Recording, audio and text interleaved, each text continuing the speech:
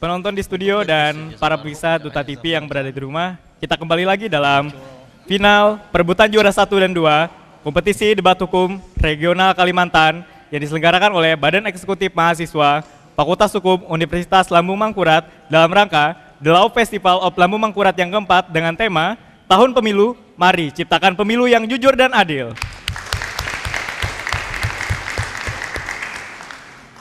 Bersama-sama telah kita saksikan pertandingan antara tim pro dari Universitas Palangkaraya dan tim kontra dari Universitas Balikpapan dengan tema 20% ambang batas suara parpol untuk mengajukan calon presiden. Kini tibalah saatnya yang dinanti-nantikan, yaitu penilaian dari Dewan Juri. Untuk itu, kepada Dewan Juri, saya persilakan untuk memberikan penilaian.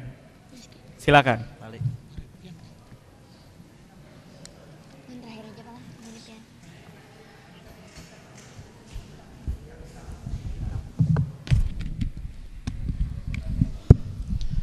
Baik, saya kira kita pantas menyebut ini sebagai babak final karena babak ini sangat seru dan membuat kita semua menjadi belajar bersama.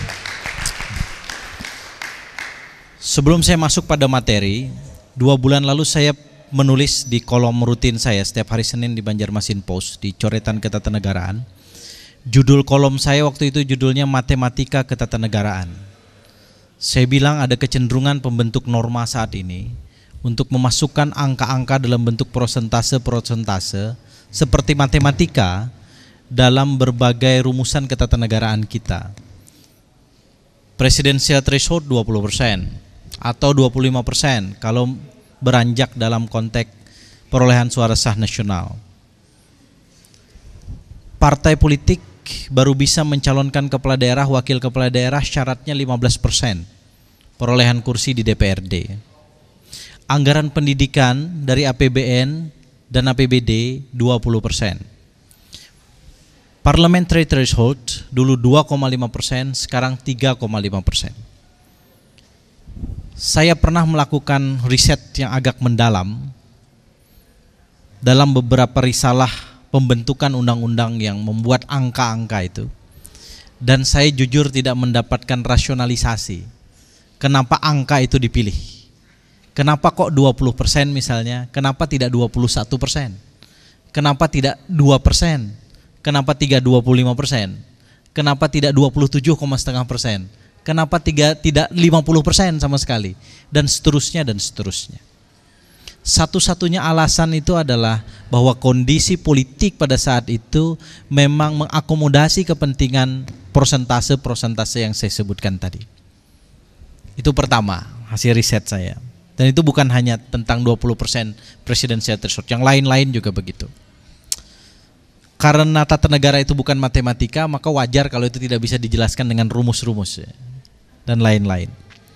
Yang kedua yang ingin saya sampaikan adalah bahwa kalau kita lakukan kajian terhadap hukum, kepartaian, dan pemilu, include di dalamnya pemilu presiden, di berbagai belahan dunia ini, maka setidaknya ada 3 instrumen pembatasan yang kita kenal.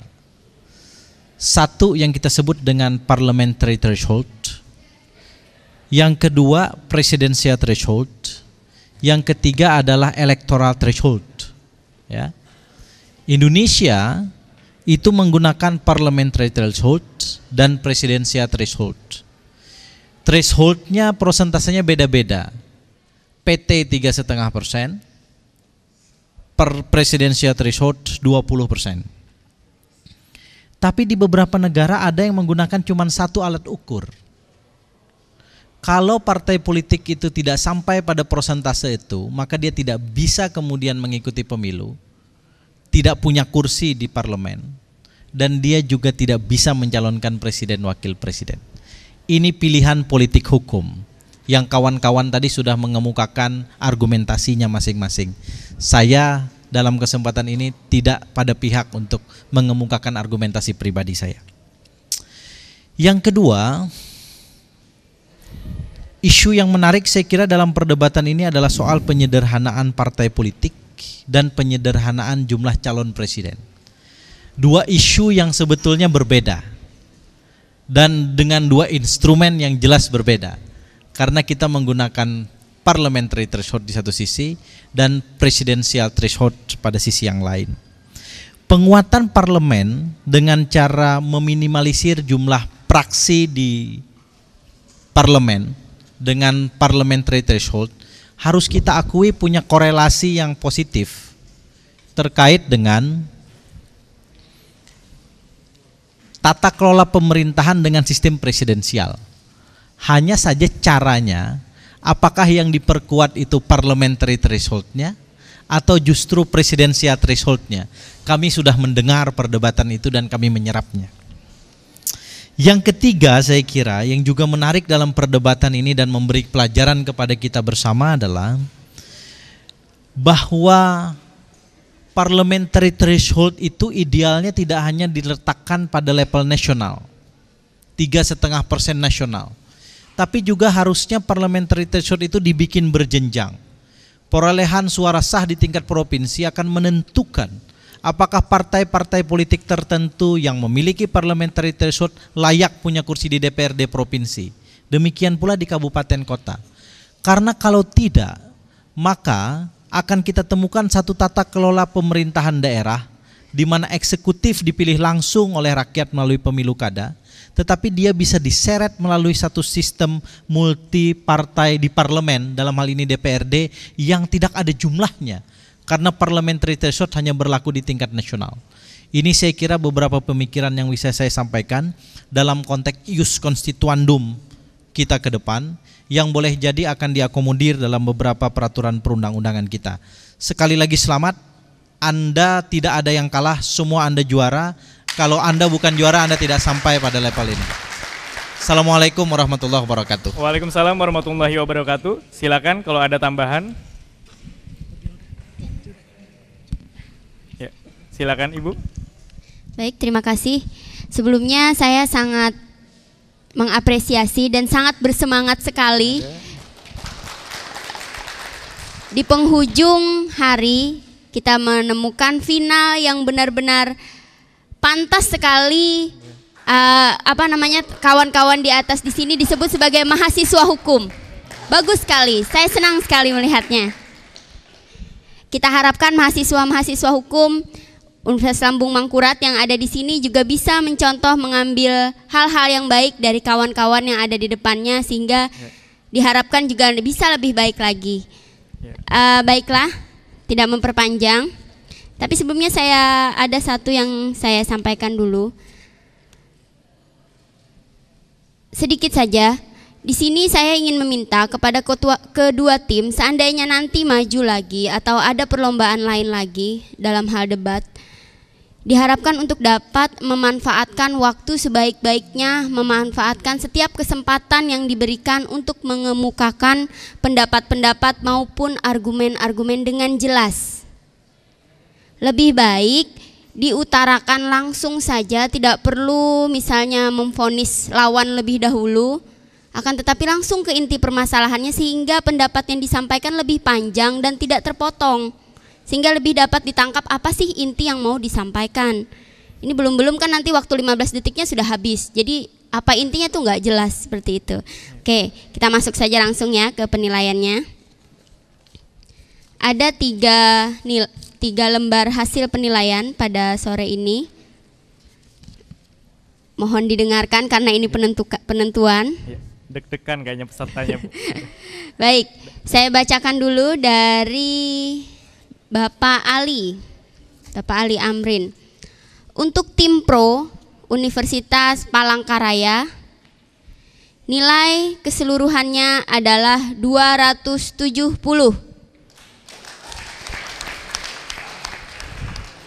Untuk tim kontra Universitas Balikpapan, Uniba, hanya 0,3 poin selisihnya.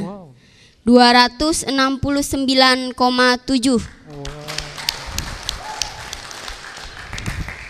Selanjutnya dari Bapak Rifki Nizami, tim Unpar, tim pro, keseluruhannya adalah 248,5. Kemudian Uniba atau tim kontra 260,4.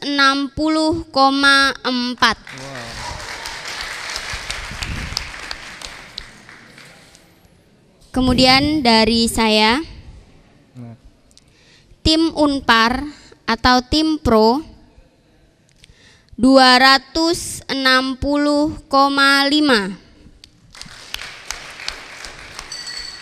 Tim Uniba 268,5. Jadi dari 3 lembar di sini, 3 hasil ada 2:1 kembali, 2:1 kembali. Di sini menunjukkan betapa ketatnya, betapa tipisnya antara satu dengan yang lainnya, antara tim satu dengan yang lainnya. Jadi untuk tim Unpar mendapatkan 1 poin dan Uniba 2 poin. Selamat kepada tim Uniba. Saya mengulangi apa yang diucapkan oleh Bapak Rifki. Dua tim sangat hebat dan memang pantas untuk sampai ke level ini. Terima kasih. Ya. Terima kasih kepada Dewan Juri yang telah meluangkan waktu untuk memberikan penilaian. Dengan demikian diperoleh hasil bahwa juara 1 dan juara 2 antara perdebatan final Lomba Debat Hukum Regional Kalimantan Selatan ini, juara pertama adalah tim Pro, yaitu adalah juara pertama adalah Universitas Balikpapan. Berikan tepuk tangan. Dan juara kedua adalah Universitas Palangkaraya. Berikan tepuk tangan yang meriah. Ya. Untuk itu dipersilakan kepada masing-masing peserta saling berjabat tangan. Menang dan kalah bukan masalah. Saya Muhammad Yusri, mohon maaf apabila ada kesalahan. Sampai jumpa lagi dalam lomba debat hukum berikutnya. Di sini adalah lomba debat hukum regional Kalimantan Selatan yang diselenggarakan oleh Badan Eksekutif Mahasiswa Fakultas Hukum Universitas Lambung Mangkurat dalam rangka The Law Festival of Lambung Mangkurat yang keempat dengan tema Tahun Pemilu, mari ciptakan pemilu yang jujur dan adil. Sampai jumpa. Terima kasih. Wassalamualaikum warahmatullahi wabarakatuh.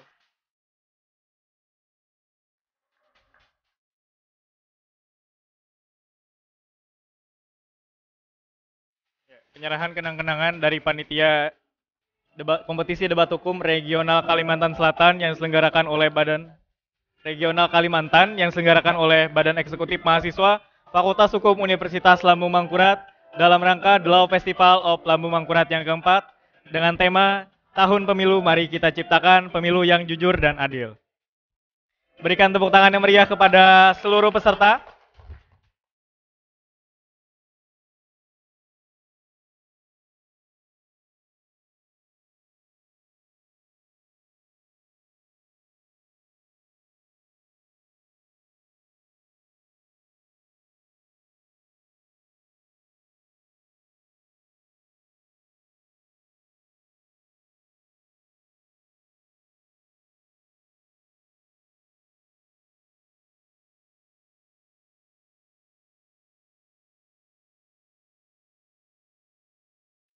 Penyerahan piala kepada para peserta yang telah memenangkan yaitu juara 1, 2, dan 3. Yang pertama adalah penyerahan kepada juara keempat yaitu Universitas Widya Gama Mahakam. Kita berikan tepuk tangan. Diserahkan oleh Ketua Eksekutif, diserahkan Ibu Lena Hanifah. Kita berikan tepuk tangan yang meriah. Habisnya ulun. Selanjutnya adalah penyerahan kepada juara 3 Lomba Debat Hukum, yaitu Institut Agama Islam Negeri Antasari Banjarmasin yang diserahkan oleh Bapak Ali Amrin dan Ketua Badan Eksekutif Mahasiswa Fakultas Hukum Universitas Lambung Mangkurat. Berikan tepuk tangan yang meriah.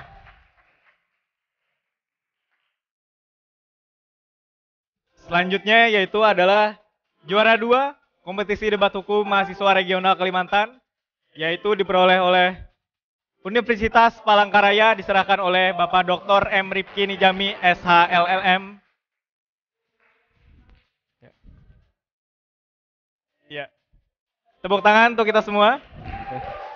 Dan selanjutnya adalah juara pertama kompetisi debat hukum mahasiswa regional Kalimantan, yaitu Universitas Balikpapan Kalimantan Timur, diserahkan oleh Ketua Badan Eksekutif Mahasiswa Fakultas Hukum Universitas Lambung Mangkurat. Berikan tepuk tangan yang meriah. Dengan demikian berakhir pula lah segala rangkaian acara debat kita pada hari ini. Mohon maaf kami selaku panitia dari Badan Eksekutif Mahasiswa Fakultas Hukum Universitas Lamu Mangkurat memohon maaf apabila terjadi kekurangan-kekurangan dan sebagainya. Semoga kita bertemu di lain kesempatan. Ya. Semuanya panitia bisa bersalaman dengan para pemenang.